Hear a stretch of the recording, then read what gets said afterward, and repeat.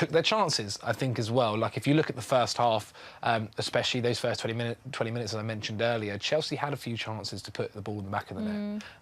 A few of them fell to Raheem Sterling. He took one of them, which is fantastic. But after that, it kind of felt like once that first goal went in, heads dropped a little bit and didn't quite know what to do from there, which is a shame, because if you look at that first 20 minutes, it felt like Chelsea were finding their feet with this formation. I think what it also shows you is the importance of Reece James, how creative he is, and the output and outlay he gives us down that right flank. He was a huge miss tonight, a huge miss tonight. And I think hopefully, fingers crossed, he's back for West Ham. Yeah, absolutely. He is ill, so we don't actually know whether he'll be back. Hopefully he will be a good few days to hopefully recover. It could have been 3-1, really. When I think of I can't really think of any Chelsea chance in that second half, really.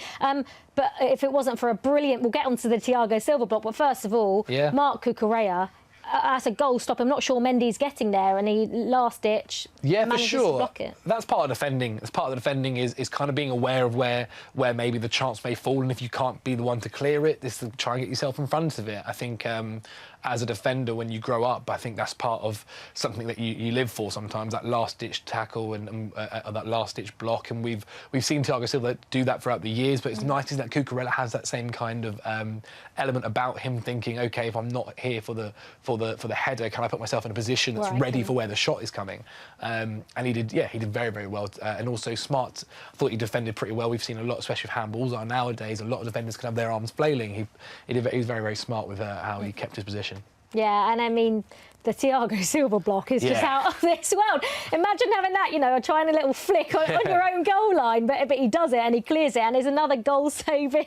Indeed. Yeah, it comes from, I think Southampton had definitely analysed us recently, set pieces. I think it's something that we've been a bit poor from recently. Does that surprise you as well? Because, I mean, we all know how good Thiago Silva is in the air. Cucurella is quite good in the air despite his height. Koulibaly's a big guy. So why are we so... I think partially it's there's a lot of new players here. I don't quite know how often they are practicing their set pieces. I think one of the things you see from a team that has had a lot of time playing together is everyone knows their positions, everyone knows where they're meant to be in that set piece. Southampton, I think, was smart to crowd Mendy and to crowd the box, which always just creates pressure no matter what happens. And when you've got James Ward-Prowse on the end of these set pieces, you've got maybe arguably the best set piece taker in the league on the end, taking them. Don't get me wrong, Thiago Silva, we've seen it many times. He's another one that is just so smart about putting himself in the right place on the line. Added a little bit of Brazilian finesse with the way he flicks it.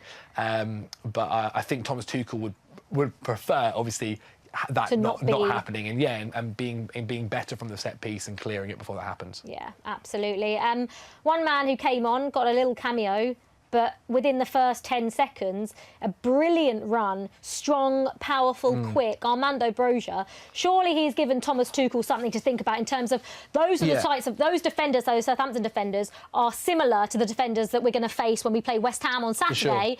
Surely Armando Broja's given Thomas Tuchel more than something to think about there. Yeah, I don't think there were a lot of great performances from that night, and something that I don't think Thomas Tuchel will maybe pay attention too much to.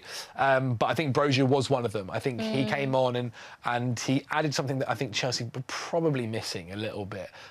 He's a lot more an out-and-out striker. Exactly. He's a lot more direct. He's willing to kind of be a bit more battly with the defenders, running straight down the middle, cause a bit of an issue between the middle. That's not to say Kai doesn't necessarily do that, but he's a bit more technical. He's willing to be the link-up guy, whereas Broja wants to be the one on the end of them. And so, yeah, I think it was nice to see. I think it definitely puts the question in Thomas Tuchel's head about playing him. I don't think he did anything wrong. He didn't have a lot of chances, but the ones that he did have, he took quite well, I thought. Nothing really with the feet, but in the air. Forced the keeper into a save as well, which we didn't do in that second half. That was the only save that the Southampton goalkeeper had to make. Yeah, apart from the goal that Raheem Sterling saw, I don't really think we tested Bazunu, who I think is a fantastic keeper. But we need to be doing that more. I think if you see the correlation between maybe this and the Leeds game, is we weren't testing the keeper at all. We did not have enough shots. We weren't good away. I mean, it's a shame because our back-to-back away record was pretty strong before this, and I think this is the first loss for back-to-back in a good few years.